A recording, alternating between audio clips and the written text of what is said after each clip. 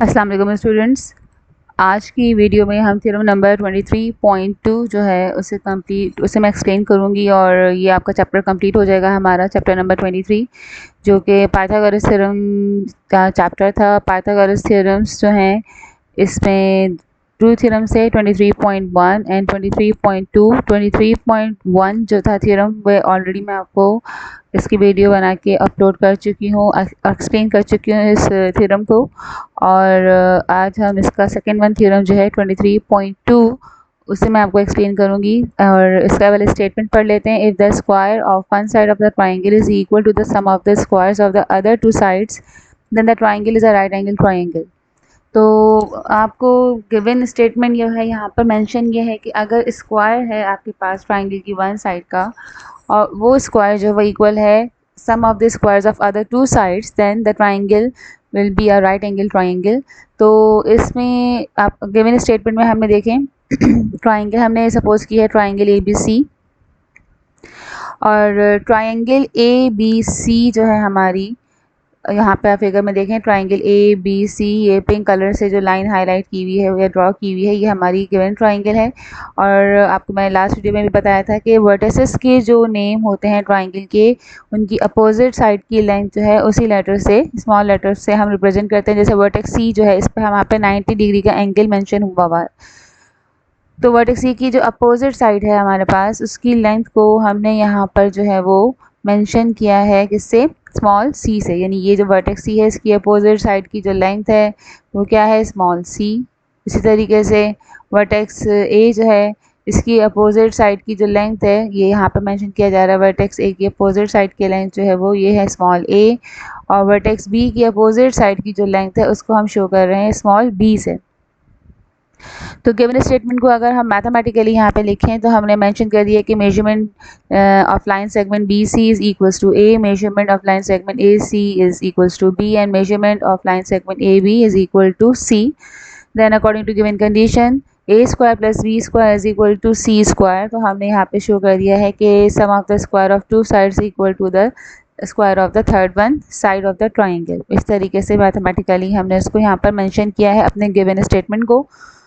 और अब जो है हम यहाँ पर इसको प्रूफ करना है हमें कि अगर ये वाली कंडीशन यानी ए स्क्वायर प्लस बी स्क्वायर जो है अगर वो सी स्क्वायर के इक्वल है तो ये जो कंडीशन आ रही है इट मीन्स के आपकी गिवन ट्राइंगल जो है वो राइट एंगल ट्राइंगल है। बिकॉज इससे पहले वाले थ्योरम ने हमने प्रूफ कर दिया था कि A square plus B square equal to C square. Pythagoras theorem का ये स्टेटमेंट है।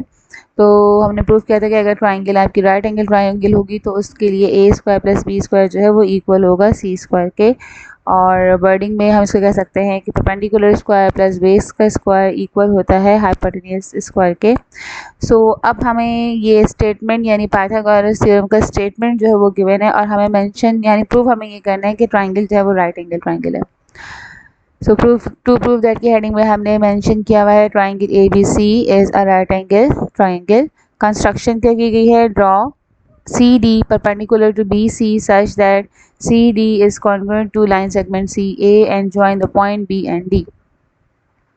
कंस्ट्रक्शन क्या की गई कि यहाँ पे देखें ये है लाइन सेगमेंट हमारा BC, ठीक है, ये हमारे पास मेंशन किया गया है BC और BC से हमने एक परपेंडिकुलर लाइन, परपेंडिकुलर मींस कि एक ऐसी लाइन जो 90 डिग्री का एंगल हो, तो ये सीधी लाइन एक परपेंडिकुलर लाइन यहाँ पे ड्रॉ की गई है। मीन्स के यहाँ पे जो एंगल बन रहा है C पर वो कौन सा होगा, 90 डिग्री। बट इसको कंस्ट्रक्ट करते हुए, इसकी कंस्ट्रक्शन करते हुए हमने यहाँ पे एक और सपोजिशन ली है कि C D is equal to C ए।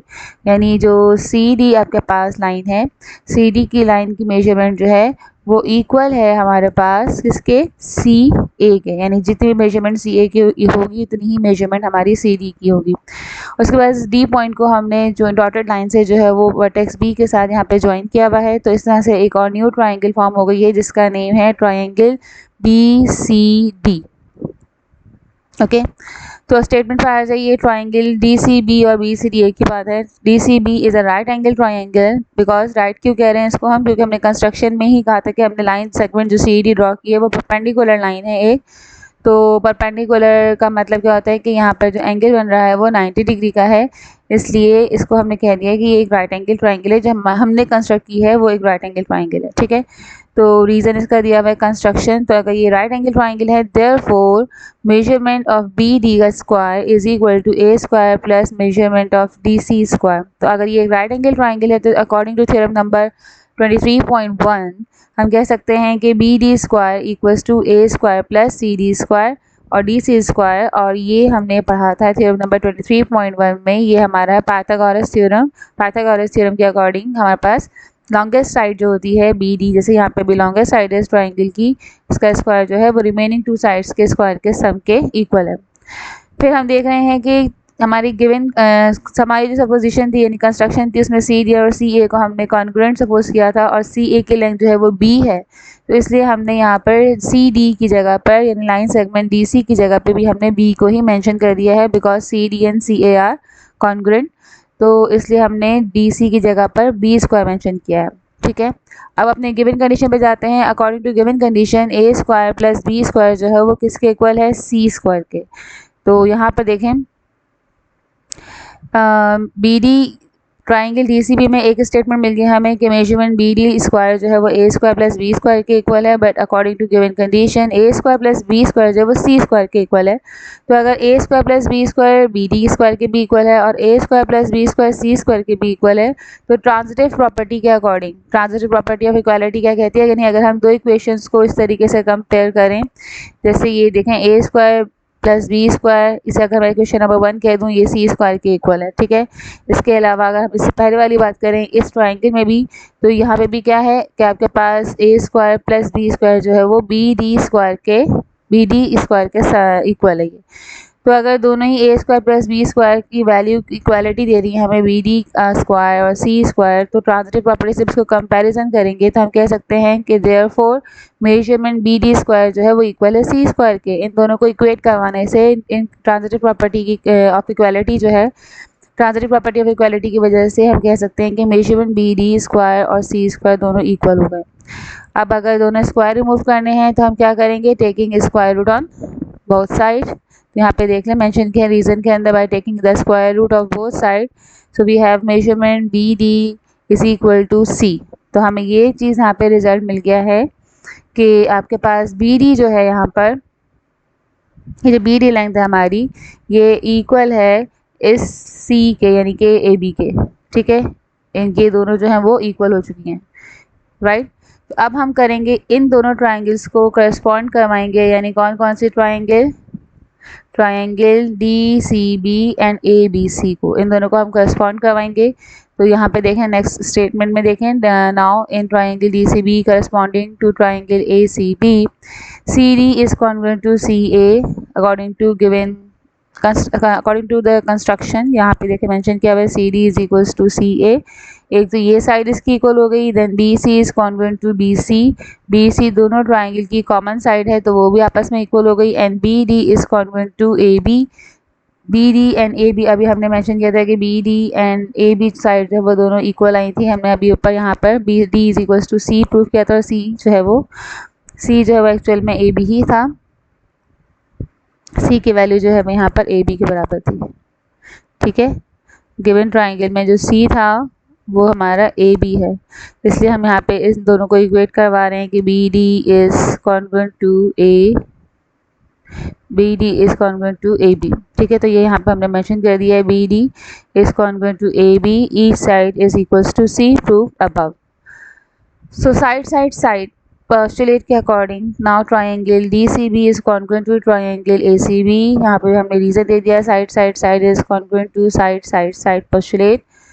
सो जब दो ट्राइंगल कॉन्ग्रुएंट हो जाती हैं तो इट मीन्स उसके रिमेनिंग एंगल, रिमेनिंग साइड सब इक्वल हो जाती हैं, therefore measurement angle D C B is equal to measurement angle A C B. D C B and A C B, यहाँ पे किसको हाईलाइट किया जा रहा है, this one D C B यानी कि ये वाला angle, and A C B यानी यहाँ से ये एंगल। तो कॉन्ग्रुएंसी की वजह से दोनों ट्राइंगल कॉन्ग्रुएंट हो चुकी हैं, तो ये एंगल जो है दोनों का वो इक्वल होगा। अब जो angle C D C B है वो तो हमने कंस्ट्रक्शन में सपोज किया था कि वो एक परपेंडिकुलर लाइन ड्रॉ की थी, परपेंडिकुलर मीन्स के 90 डिग्री का। तो अगर एंगल डी सी बी 90 है तो इट मीन्स कि एंगल ए सी बी जो है वो भी कितना होगा, 90 डिग्री होगा। और अगर एंगल ए सी भी 90 डिग्री है तो अगर किसी भी ट्राइंगल का एक एंगल जो है अगर वो राइट एंगल हो तो it means this one triangle is called a right angle triangle. So इसलिए अब यहाँ पर देखें हमने यहाँ पर मेंशन कर दिया measurement angle D C B is equal to measurement angle A C B corresponding angle of the congruent triangles, but DCB is equals to 90 degree according to the construction. Therefore, measurement angle ACB is also equal to 90 degree, transitive property of equality, because both triangles are congruent. It means कि अगर DCB 90 है तो फिर ACB भी जो है वो congruency की वजह से जो है वो 90 डिग्री ही होगा. Hence, triangle ABC is a right angle triangle with right angle at C. So therefore measurement angle ACB is 90 degrees. So the triangle ABC is a right angle triangle. ये चीज़ हमें proof करनी थी. Proof की heading में देखें आपको proof करना था ABC is a right angle triangle. तो हमने यहाँ पे जब मेंशन कर दिया, हमने प्रूफ कर दिया कि एंगल ACB जो है वो 90 डिग्री आ रहा है, तो इस तरह से हमारा ये ट्राइंगल जो है वो प्रूव हो गया है कि वो राइट एंगल ट्राइंगल है. सो आई होप ये थ्योरम बहुत शॉर्ट सा था, इजी भी था. तो आई होप कि आपको सारे स्टेप यहाँ पर समझ में आ गए होंगे किस तरीके से हमने एक न्यू ट्राइंगल कंस्ट्रक्ट किया, परपेंडिकुलर ड्रॉ करके लाइन सेगमेंट से डी परपेंडिकुलर ड्रॉ किया, देन हमने उसको डी से ज्वाइन करके BCD एक न्यू ट्राइंगल बनाई थी. फिर BCD ट्राइंगल में हमने यहाँ पर पाइथागोरस थ्योरम को अप्लाई किया था जो कि 23.1 थ्योरम में हमने रीड किया था for right angle triangle. Then हमने जो है वो BD को C के साथ जब इक्वेट करवा दिया तो इन दोनों ट्राइंगल को हमने करस्पॉन्ड करवा कर जब इनकी कॉन्ग्रुएंसी को प्रूव कर दिया तो हमने यहाँ पर एंगल्स DCB को और ACB को कंपेयर करके अपने गिवन ट्राइंगल को as a right angle triangle फिर हमने प्रूव कर दिया. सो यही हमारा स्टेटमेंट था जिसे हमें प्रूव करना था. अगर आपको स्टेटमेंट क्लियर हो गया हो, थ्योरम समझ में आ गया हो या इससे कोई रिलेटेड क्वेश्चन हो तो आप मुझे मैसेज करके पूछ सकते हैं. कुछ भी इससे रिलेटेड अगर कोई टॉपिक या कोई भी बात समझ में ना आई हो. और चैनल को लाइक एंड सब्सक्राइब करें. Thank you so much. अल्लाह हाफिज़.